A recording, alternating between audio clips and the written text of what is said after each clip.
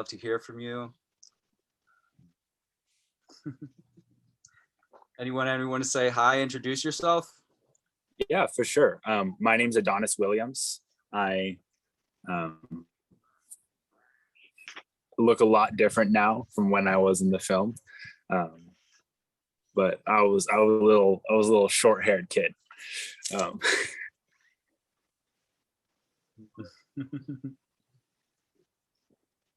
My name is Aji Pipper. I'm Adonis's older brother. I'm also a plaintiff on the Juliana versus United States government lawsuit. It's currently pending in the courts.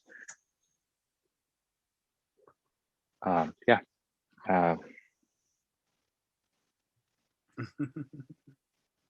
I'm Abby Brockway, and one of the Delta 5 who blocked an oil train going to Anacortes and went to trial. And so my husband and daughter were in the film as well. What else about me? I'm a Presbyterian. I own a little painting business. I'm a painting contractor. Yeah, that's about, I think that's good.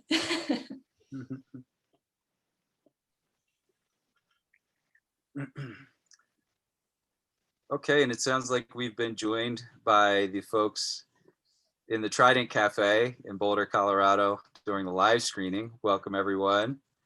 Not sure how much of the intros you just caught, so we're just going to open it up to questions. Please, just anyone, feel free to fire away.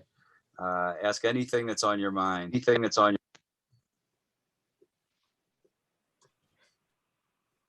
And to start out with, how about we just go around and maybe say how we got drawn into the environmental movement. I love it. Sure, I can start with that. If you guys can hear me. Yeah. Yeah, so I started environmental work with Planet for the Planet Seattle, like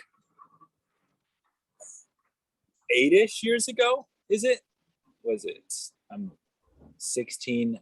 I was 8 or 9 at one of their academies, sort of events that are focused on teaching teaching kids really what climate change is and what we can do about it, and started doing that with sort of tree planting, going to rallies, and then pretty quickly performing with my brother.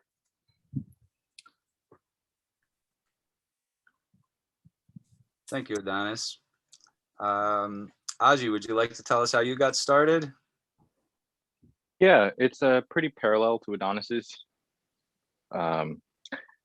Just with the way our mom raised us, there was already some awareness of environmental issues, more on the level of like the pollutions you can see, plastic pollutions, noise and light pollutions, etc.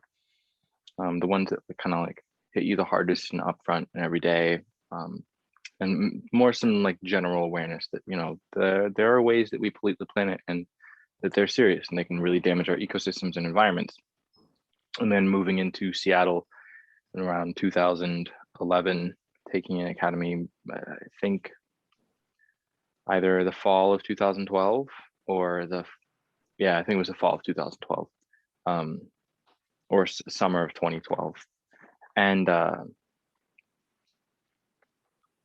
yeah, kind of rolling into from tree planting and just kind of simple, like, you know, if we do these little things, we can make a difference, to feeling like, oh, I've got to speak out against more things. And the catalyst for that was really Bakken oil trains, or BNSF oil trains transporting Bakken tar sands oil coming through the city of Seattle. But the Bakken oil specifically is particularly volatile as far as crude oils go, and was more prone to igniting in a fireball rather than like a flaming puddle and causing a lot of damage.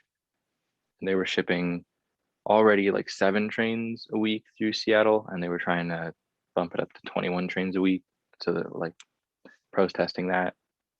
and that rolled us into singing songs and performing all the way up to, you know, city hall, city council, so on and so forth. Thank you. How about you, Abby? You know, as a kid, I was fairly aware and concerned growing up in the 70s, but I always felt like it was the adults' thing to deal with. And then I became a mom in 2002 and realized, oh my gosh, I've got to do something about this. I feel for the generation coming up now that the burden is on them to deal with it, when really it feels like the adults should have dealt with it. But the beauty is now we realize it's all of our issues to deal with together. And I think what I've learned is just all the generations have something to teach us. And I think there were a few things, like I signed a petition that was a democracy to petition, but one of the ones was the Keystone Pipeline Pledge of Resistance, just sitting at the computer and signed it, and then was invited to a training, and I didn't realize it was a training to train the trainers. So suddenly I've never done anything, and they're training me on how to train in the community of Seattle. So I became part of that group. And when I entered the training, I didn't realize that everyone else knew each other. Like, they've been doing activist work together forever. I just felt like we're all new. And so I thought that was really funny. They, you know, they helped organize WTO in Seattle and all sorts of different things, and had been doing it for years. So they really folded me in and taught me a lot of stuff. And I'm just amazed at how many grandmas and grandpas there were at the training ready to get risk arrest, because they felt like their children and grandchildren didn't have time to do that, but they were retired and were willing to sacrifice in that way to show their, you know, them doing something. And I was amazed at how that generation was so eager to hear from the young people. And so these young people were training and teaching them, even though they had a lot of their own wisdom. So I just found that really a beautiful thing. Thank you. I can answer, I believe, Tiffany's question, how we're dealing with climate fatigue. Yeah, so for me, and I know for my brother, and for really every activist I know doing climate work for more than like 4 or 5 years, the fatigue is very much so present, especially for the youth activists. One big way that I deal with it is just taking breaks. Like, I can't dedicate every second of my life to the climate crisis. Otherwise, there is nothing left of me. And so just doing stuff that I enjoy, like drawing and being with friends and being able to be myself, because there's only so much time that I have left to enjoy the Pacific Northwest as it is. And so being able to enjoy it in the current state is something that sort of keeps me going, keeps me grounded. Thank you. Hey, Razz, how did you get in the climate movement? So I would say that before 2012, I was what I would call a slacktivist. I would sit on Facebook and be like, how can they do this? Or, you know, they need to do something about this, and how can they let this happen? And then I heard about fracking, found out what it was, and that it was coming to Boulder, Colorado. And I thought, my first thought was like, no way, there's absolutely no way they'll ever let that happen here. You know, not in this like beautiful so-called progressive city. But something inside me said to go to this county commissioners meeting and check it out, right? And so I did. And there was supposed to be a rally before, and I showed up with my little sign, and there were 3 people there, and I was like, oh shit, we're in trouble. I went into the room, and one of the first things I heard a county commissioner say was, our plan is to move the setback, the distance between drilling and occupied structure, water source, whatever, from 500 to 750 feet. Not that we feel that that is safe or appropriate, but that's our plan. And I was just like, what? Did he seriously just say that? Like, you said the quiet part out loud. And I couldn't believe it. And when I'm looking around the room, I just saw all of these looks of hopelessness and helplessness. And that was the time when I felt called to action. Like, it was the first time that I ever felt that I was able to overcome the idea, like, well, who the hell am I to do something about this? And to kind of take the initiative to get involved. And so we passed some local ballot initiatives to stop fracking in communities. And then a couple years later, or a year later, saw all of the community's hard works overturned with the stroke of a pen by a Supreme Court justice who said something like, protecting public health and safety is a novel idea, but it's not going to stand in the way of commerce. And so that's when I decided, I was so crushed, devastated, and frustrated. And I decided that, we need to have another tool in our toolbox. Like, the hammer can't be the only tool in your toolbox, but every good toolbox has a hammer. And that's the way I like to think about nonviolent direct action, is that's that hammer in our toolbox. So that's where my focus lies nowadays, is in nonviolent direct action and changing state law through ballot initiatives. Yeah. Check.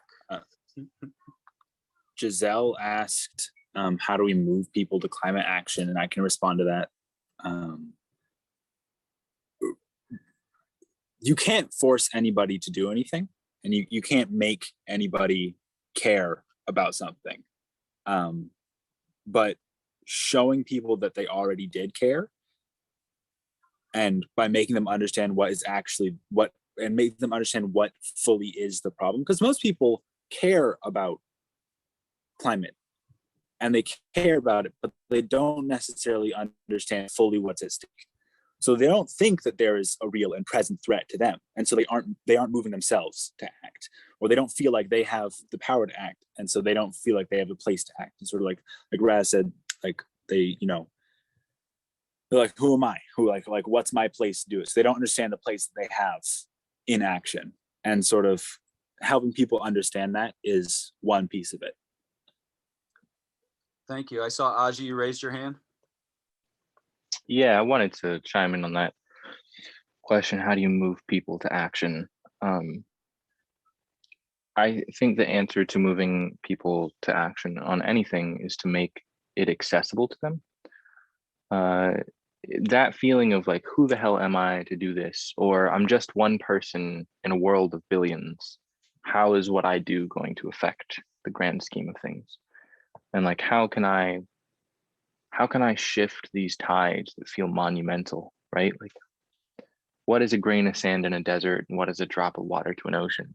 But refocusing that question that they ask, and pulling it away from the broadest spectrum, lets you understand, or lets them understand a lot more what they can do. I like to tell people a lot, like, it's not your obligation, duty, job. It's not your responsibility to stand on a national stage. It's not your everyday responsibility to be thinking how you can get in front of Congress itself and have a meeting in front of the Senate, on the Senate floor or something. You're not. Don't take that stress and that weight on yourself. If there isn't opportunities for you to do that, instead look for the opportunities within your own life to really make a real difference. And this is beyond just like the classic change your light bulbs or take shorter showers. I'm talking about like in your workplace. What are efficiencies that you can bring into your job, into your career, into your hobby, into your love, into your passion, outside of not just your home, but in everything you do in life? And how can you help other people get into that? Because a lot of times it's about being more efficient, like using less plastics, using more efficient energy sources, using energy more efficiently. And that by doing that, that's how you make a difference as an individual if you're not on a national stage. And like we already established, like we can't expect everybody to step on a national stage. It's unrealistic. Like, not everybody's going to get that space or that time, but everybody does have an effect on the place they work and the lives that they live. Thank you, Aji. I see a question, and since Abby, you mentioned that you are you mentioned your faith, and so I would like to pose Celeste's question to you. What place does spiritual practice play in keeping you going? Oh, I feel like Michael's not here, but as far as the people that are in the movie, I feel like he is steeped in the science and the math, and he knows what we need to do to get out of this, and he's like realizes that it doesn't add up the way that we're moving, and like big things need to happen, and I totally get that. And we've talked a lot about strategy of how to approach what that means. And I think I go to the spiritual part of it because just like both Aji and Adonis were saying, is that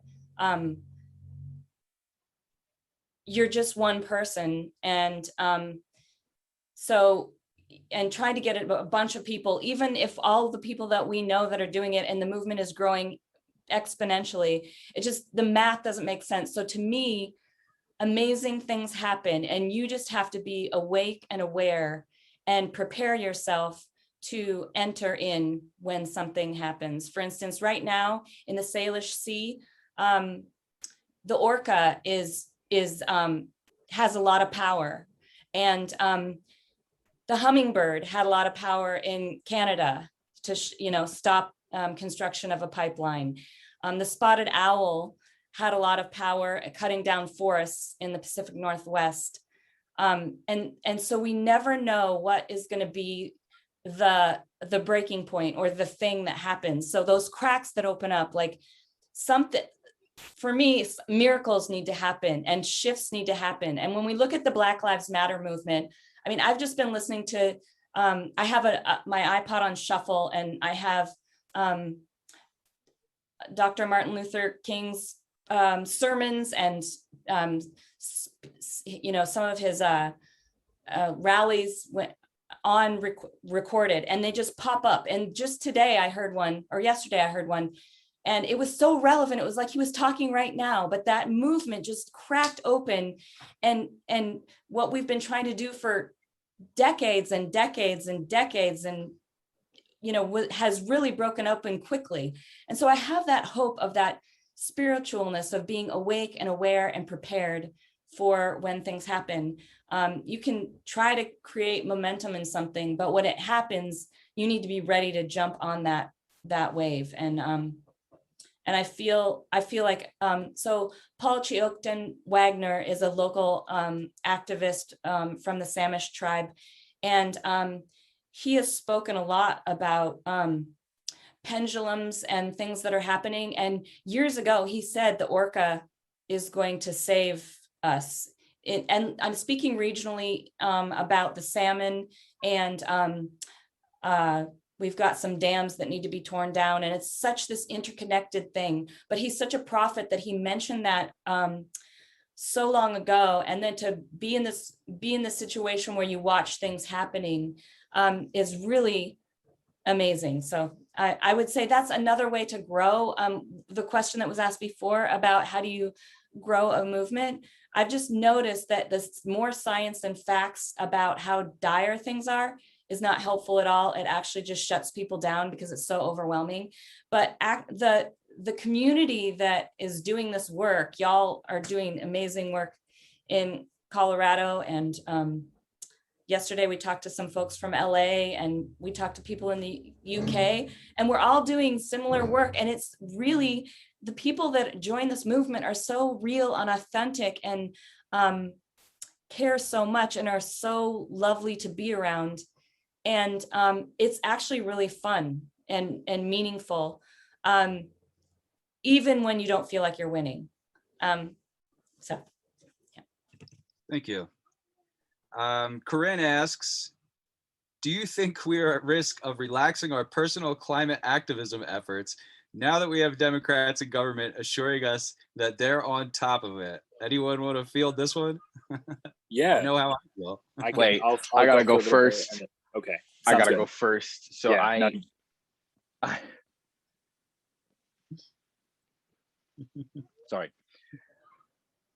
The Juliana versus the United States government lawsuit started in 2015 under a Democratic president, Obama. And like, you know, after 2016, there was a lot of this focus of like, oh, we're suing Trump, or like Trump this and Trump that. But like, recognize that like even our Democratic presidents, even like all of them, they have known, our government has known for over 50 years that climate change is a real, relevant, approaching and present danger in all the different timeframes, respectively. You know, from back when they first got a briefing on like, whoa, climate change may be a thing, to like when they were like, yo, climate change is definitely a thing, to then they're like, whatever, we're going to continue, you know, funding fossil fuel infrastructure. So even when you have a Democratic president who is in office and says that they're on top of it, if you take their words at face value, if you take any politician's words at face value, actually, you're gonna find yourself at the end of a road and wondering how you got there. You're gonna be like, wait, how did we get here? And it's the folly of a people, Democratic people here in America, to get relaxed when they see a politician seems to share their views in office, because in reality, when we talk about activism, and my personal opinion on activism is that activism isn't like this standing up when you think something is wrong, or standing up when you think something needs to be fixed. It's a constant, it's an everyday of being engaged in your community to make sure that like what's going on in your community is good. It's more than just reactive. It needs to be like you're engaging with your politicians and with your political makers. You're looking at their views, you're scrutinizing their actions. And an action that I can scrutinize that tells me that Joe Biden is not, or Joe Biden's administration is not jumping on climate like they should be, is that our case should be going forward to trial, because any I won't say that, but like I feel that the competent move in a situation where you have the possibility to have the Supreme Court of the United States back you up on something and push you through the quagmire that Congress can be, and actually take action in climate policy, is to go along with what we have going. Like the momentum of the case isn't something where we're suing for money, or where we're suing for some other like monetary reparations. What we're suing for is for the government to make a climate action plan that returns us to 350 parts per million by the end of the century, that gets us within safe levels of carbon dioxide in the atmosphere. And so you would think that like, bam, like that would be something that Joe Biden would jump on right away, like right after coronavirus policies were handled, right into like this, like tackling climate, because he made it seem like it was so like serious and like, this is something I'm going to do.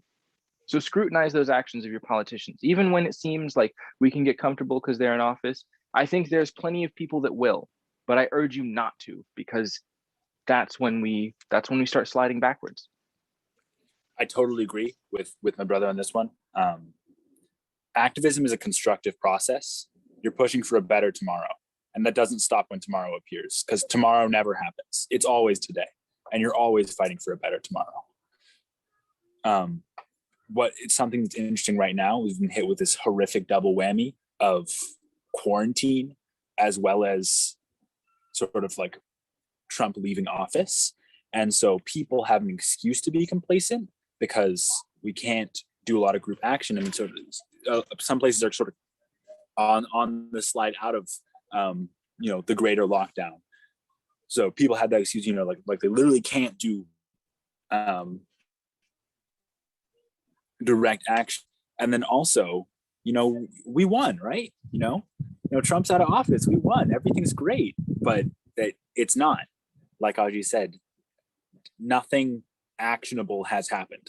Nothing tangible has changed that is going to fully affect, or really even meaningfully affect, our future when it comes to climate change in a positive direction. I mean, like inaction is actively negatively impacting us, but in a positive direction. Thank you. I see Giselle asks, the entire economic system is based on discounting the future. how do we change that basic capitalistic model? By Anyone? not discounting the future. Right.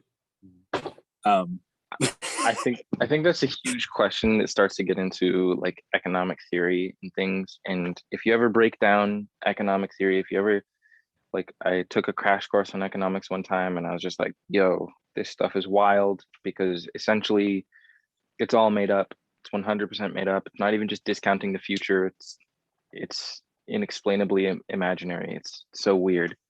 So it's not, I don't think it's necessarily thinking about how you shift something economically, because we already have the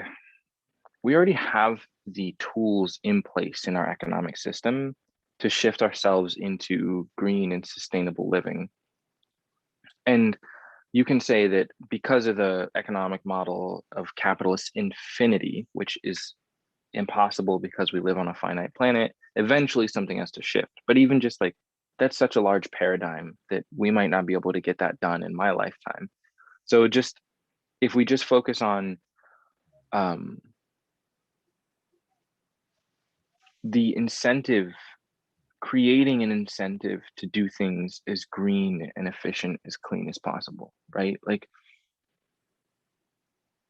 right now, the way we do things is easy because a lot of money goes into it to keep it cheap, right? The government pours a lot of money into fossil fuels to keep all of our fossil fuel use cheap. Otherwise, it would be exorbitantly expensive, especially as it, you know, gets more difficult to extract and transport. It would just be so expensive. And if the government were to pour that same amount of money into other sources of energy and other sources of infrastructure and other facets and aspects of sustainability and efficiency, we could find ourselves living incredibly clean lives, like incredibly clean lives. I think a huge example of that is our agricultural industry.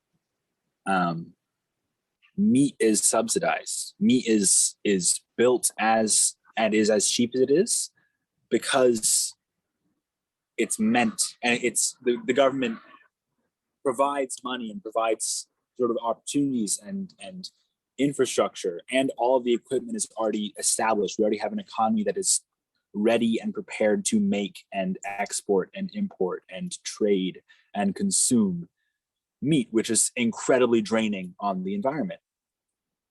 Something that I've been looking to pretty recently, which for a number of reasons hasn't picked up steam, is insects, is bugs, right? Most people's initial reaction to that is gross, bugs, which is entirely understandable and expected.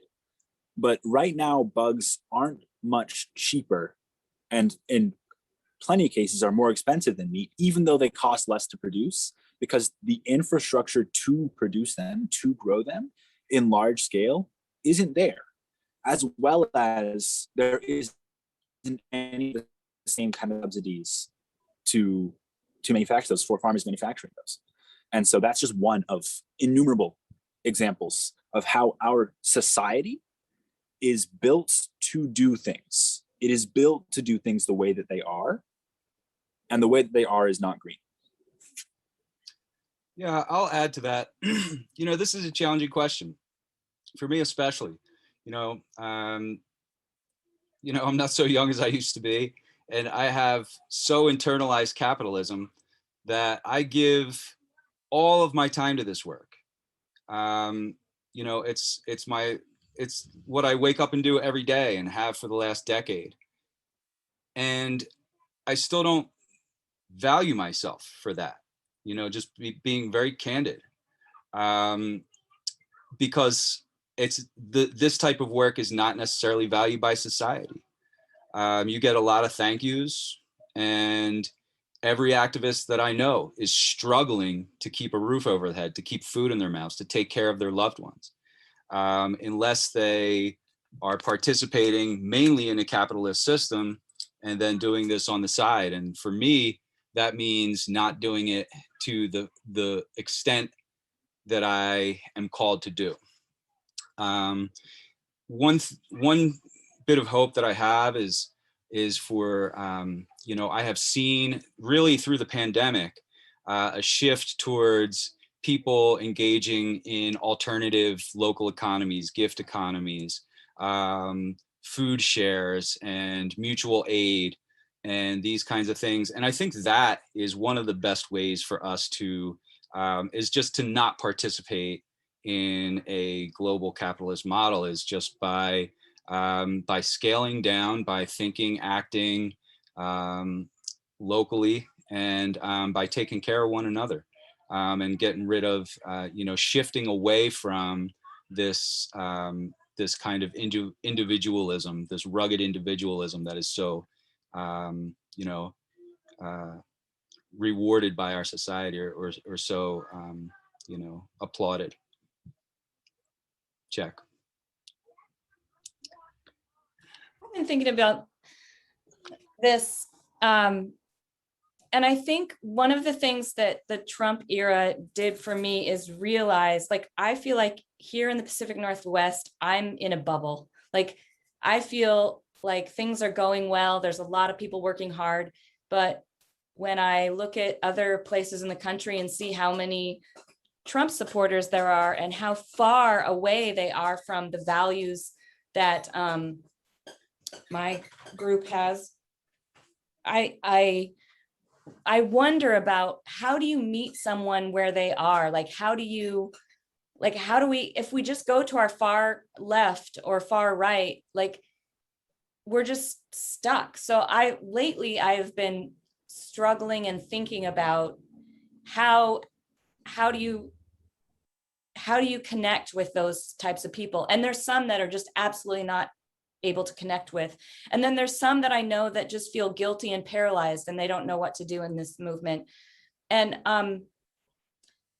when you talk about not participating in capitalism, I love that. But like, realistically, the people around me and the neighborhood that I live in, they mostly do. So like, the small steps of like divesting and saying, look, your bank account is funding a lot of things, but if you go with a community bank, then they're investing in our own community. So like, it feels tedious to start in such a small place, but like, I feel like that's the smallest, quietest thing to do that actually can feel like empowering people, because I don't think so many people realize that their consumer choices are very powerful if we can just all get in alignment. Because Adonis, I just bought crickets today, and they are a great source of protein. And the stigma and everything, it's like, the subsidize, I mean, why do we even say we're capitalistic if we have all these subsidies? Like, that's just propping up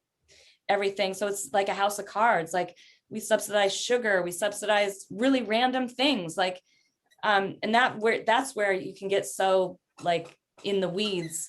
But one thing I just want to say is, looking at the 350 Colorado website, I love how organized it is, and I love how it's broken down like monthly goals. And I love that it talks about, how do you talk to the people in your circle around about climate? Like, these small, powerful things, I think, is how you shift a political system that's messed up.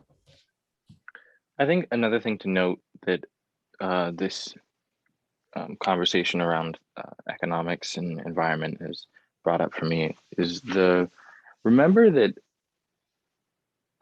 as unfortunate as it is, engaging in positive economic movement, positive environmental movement through economics, whether it's personal or like workplace economics, is somewhat of a privilege. I work as a solar installer. It's a privilege, actually. I work as a solar installer. I install solar as a solar electrician. The upfront cost of a solar system is usually somewhere around 20 grand. The people that need that clean energy the most are not the people who can drop 20 grand, The people who can drop 20 grand on a solar system also have efficient insulation in their houses. They don't have to do as much heating. They don't have to do as much cooling. They have like sunlights because they've got freaking skylights in their roof because they can afford to have houses. Like most of them own their houses. Most people that need the solar, that have to do a lot of heating and a lot of cooling because they don't have because they have lower quality buildings or things like this, they can't afford it. It's not affordable. And even just like the thought of like your bank and what bank you use, and whether or not they divest or invest in specific things. Like, I feel like most people are going to go for a bank that gives them rates that they can work with.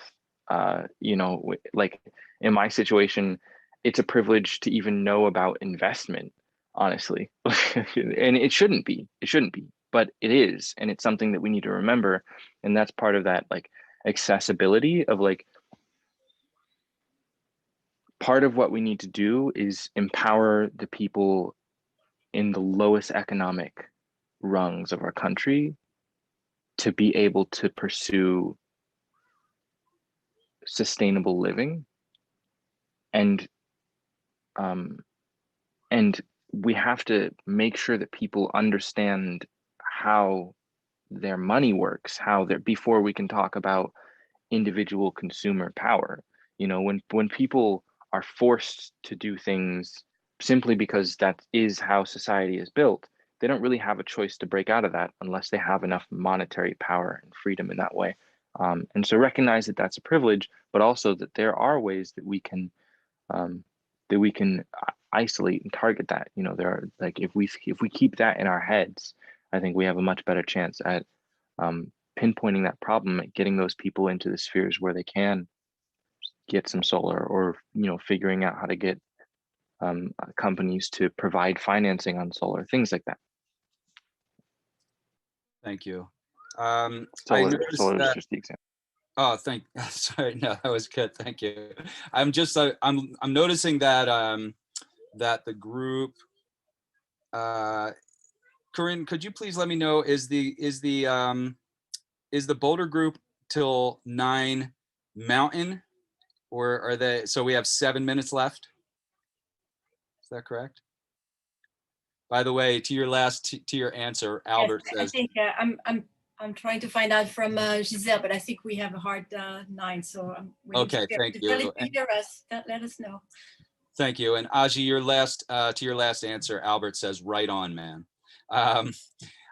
So looking at the time with 6 minutes left, there was something that got dropped in the chat a little bit back that I really would love to touch on before we end. And that is the question: what is the most inspiring thing you have experienced as an activist?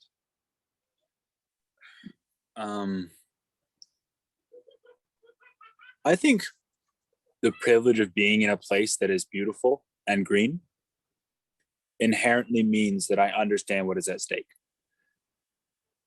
I understand the beauty that can be lost. And along with that, for me, there has been no singular moment of like, oh my God, I need to do this because I feel this calling. It's more of a grim understanding that this is the right thing to do, because my life, that the life that I will live as an adult, is at stake. I could live my youth not caring about it. I could, like, that's a possibility. I'm like sitting at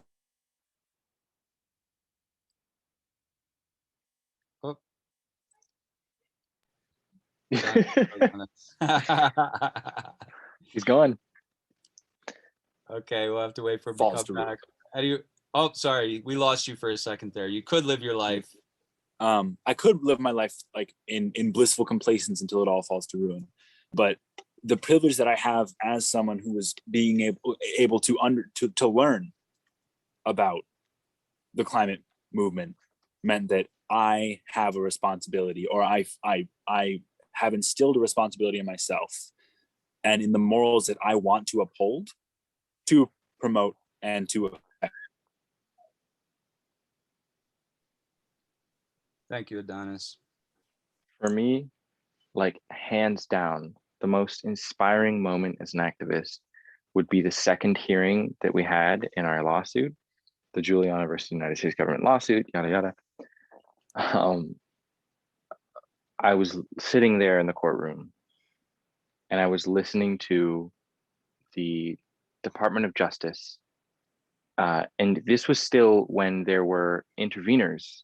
All of the oil companies in America signed on in a coalition to intervene in our case because our case had such heavy implications for their economic interests. And it's really frustrating, honestly, when you're sitting there and you're listening to these people say, with no like obvious inflection or disagreement in their voice, and I understand it's their job, but like they're telling the judge that the judge should deny this case going forward because these children don't have any constitutional right to a livable future, that there's no such thing as a guaranteed livable future. And in one way they're just denying what we're claiming, but in another they're denying what we're claiming. They're admitting that they're destroying the environment and that they know that. And the Department of Justice is up and he's giving his oral testimony or oral, like I can't remember the exact term. And Judge Ann Aiken, who was presiding over the court, interrupts him and says, this is paraphrased, but I cannot for the life of me understand why you're fighting these children. Why are you fighting these youth? When you have the opportunity here, like why is this not an inspiration? Why is this not a fire to move you forward? Why is this? And I was just like, it was one of those moments where I was like, damn, there are people who really do get this. There are people who really are understand, not just like activists on the ground, but like people who have the power to move things. Like there's a judge in the federal district court of Oregon that really understands the severity of this. And it was just, I don't know, it was just one of those inspiring moments, like going from this like deep frustration of having these people who are affiliated with our government absolutely deny our rights while we're sitting there in front of them. And then the judge just be like, what kind of crazy mess are you talking? And just be like, oh, thank you. That was my single moment of inspiration, like as a most inspiring thing I've had happen to me as an activist. Beautiful, Aji. Matt, what about you? No, I want to hear yours first, please. No, you go. Okay. I have had the privilege of being a part of a number of really inspiring things and some victories. And I'll just choose the one that's relevant to this movie. We repelled from the St. John's Bridge, 13 people, we blocked that boat for 2 days. The whole entire world saw it. It was the #1 trending thing on the internet for 2 days straight, along with all of the kayaks and everyone that just joined in spontaneously from the neighborhood. I mean, there was a guy on an inflatable blow-up shark, pool toy that went out and the entire world got to see that the collective will of those people was more powerful than an 8,000-ton Arctic icebreaker on that day when we turned around that boat. And yeah, they eventually got through, but we delayed them, and that was our goal. And they did not find oil. And the public pressure campaign that arose from that was enough political cover that Obama canceled all leases in the Chukchi Sea and in the Arctic drilling to drilling beyond that point. And even when Trump tried to overturn it, the Supreme Court upheld that decision. And so that area is still today protected from being drilled. So that to me was just an incredibly inspiring thing that I had the honor and privilege to be a part of. That's so great. Okay, we have to say goodbye.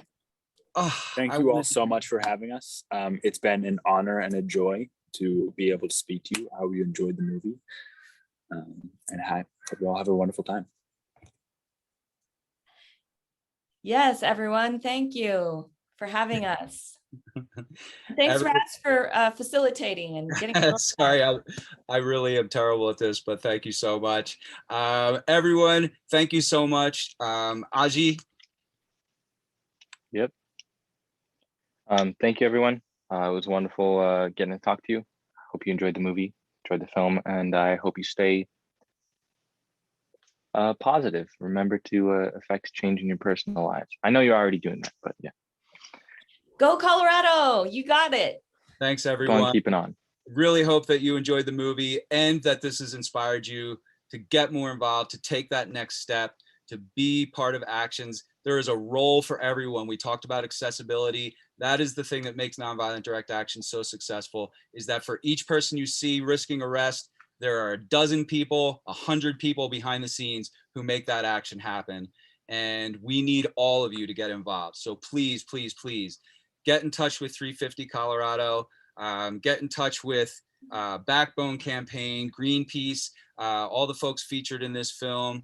There's a million great organizations out there. Please just get in touch with someone or start your own thing. Just get involved, please. Thank you. Thank you, everyone. Have a good night. I'm out.